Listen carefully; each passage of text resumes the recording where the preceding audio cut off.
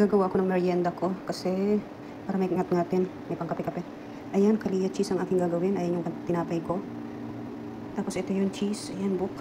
Hinati-hati ko lang siya. Pinagkasya ko lang kasi konti na lang yung aking cheese. Para lang magkasya. Saan ko siya ilalagay? Okay, start. Ayan, pumagawa ko ng Kalia cheese. Malambot yung aking masa. Palpak na yung pagkakamasa ko. Pero okay lang yan. Maluluto pa rin yan. Ang bilog-bilog lang. Bilog-bilog lang. Lagyan ko ng mantika para didikit. Kasi akong gloves. Tapos malambot yung gawa ko. Kaya didikit din pag naka-gloves. Kaya okay na nakakamay. Yan lang, bilugin mo. Tapos lagyan mo ng cheese. Kaso yung pagkakabilog ko, umaano kasi malambot yung pagkakamasa ko. Pero okay lang yung tinapay niya. Masarap naman. Problema yung aking palaman ay kukunti.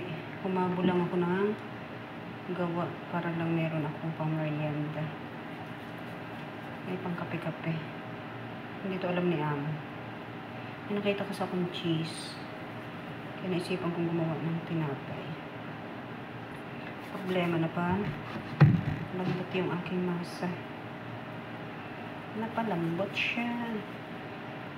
Pero mamaya, pag naluto siya, okay pa rin yan. Laban lang. Ayan, bilog-bilog. Kaso mukhang kakapusin yung aking palaman. Mukhang ilalagay kong palaman. Kunti na lang kasi ito eh. Kita ko lang. Kasi kung gagawa ko tinapay. Para may pang kape-kape ako. Alright.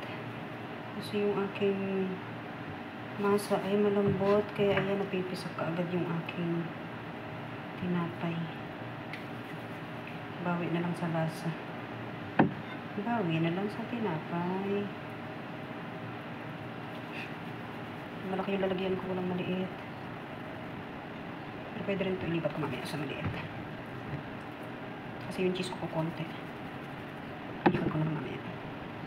Yan lang, same procedure lang. Lagay mo rin dyan sa loob. Tapos bilugin. Pero okay pala ito, malaking lalagyan. Para madami na ilagay ko. So na hindi na palambot. Yan tuloy ang bilis kumagpan. Ang bilis pumlat. Pagkasyahin ko na lang. Tapos na yung palaman. Ito wala ng palaman. Okay. Ayan. Saka. Napaplat ko agad siya. Kasi malambot siya. Okay. Okay na to. May content lang. Ayan. Same procedure. Ayan. Ayan, ganyan siya. Madaling pumlat yung aking tinapay kasi malambot yung masa ko. Pero okay na yan. Sarap na rin yung pag naluto. Ganyan siya, bilog-bilugin mo lang. Diba? Nalagyan ko na siya ng itlog sa ibabaw tsaka sesame seed. Okay?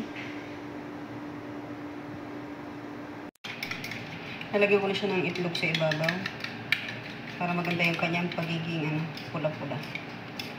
Wala akong hindi ko makita yung aking pang-brush. Kaya sariling kayod na lang. Okay na yan. Importante maluto siya. Ay, kung merienda kasi ako.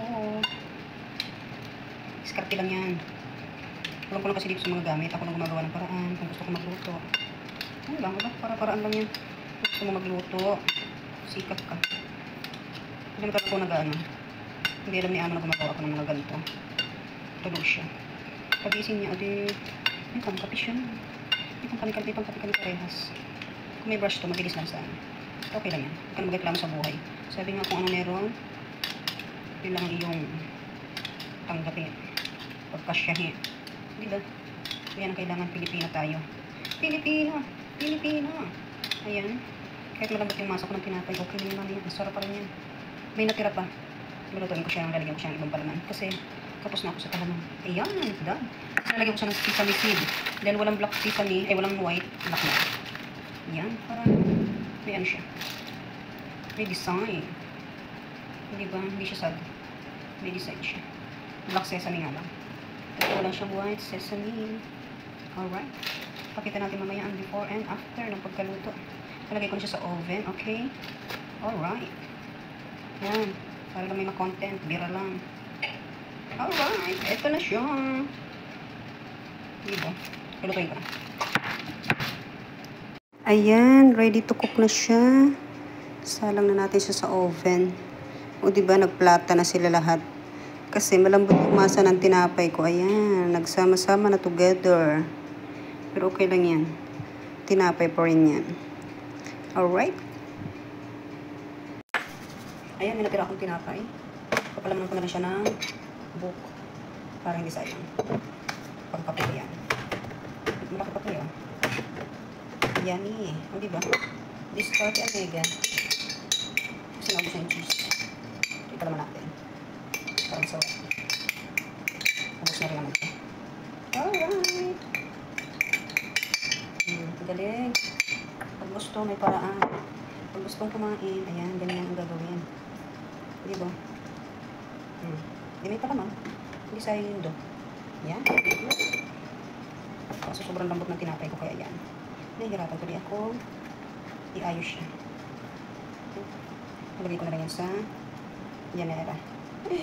Slicean ko siya para masarap. Tinapay pa rin. Wait. Ayan, dana ang aking tinapay. O diba? Sasarap at sasarap pa rin yan. Maluluto at maluluto pa rin yan. Okay, lalagyan ko na lang siya ng syrup. Palalamigin ko muna siya. Para hindi ka agad sipsipin ang syrup. Ayan, may natira pa akong syrup nung nakaraang ginawa ko. Lalagay ko na lang yan sa ibabaw. O, diba? Saan ka pa? May pangkain na naman ako. Sipag-sipag lang. Love it. Ilagay ko na yung syrup sa ibabaw. Ayan. Yummy. Para ano pa siya. Tira ko nung gumawa ako ng ganito dati. Kaya din ako nagluto. Hindi ba? Love it. Okay. Masarap. Hala? Kaliya. Ba't yan? Ay, dyan dyan. Kuli ba? Ito nga po niya mo. Ayan siya. Yummy. May pangkape-kape na ako at pati si ano. Kumaliman ng suka. Thank you for watching.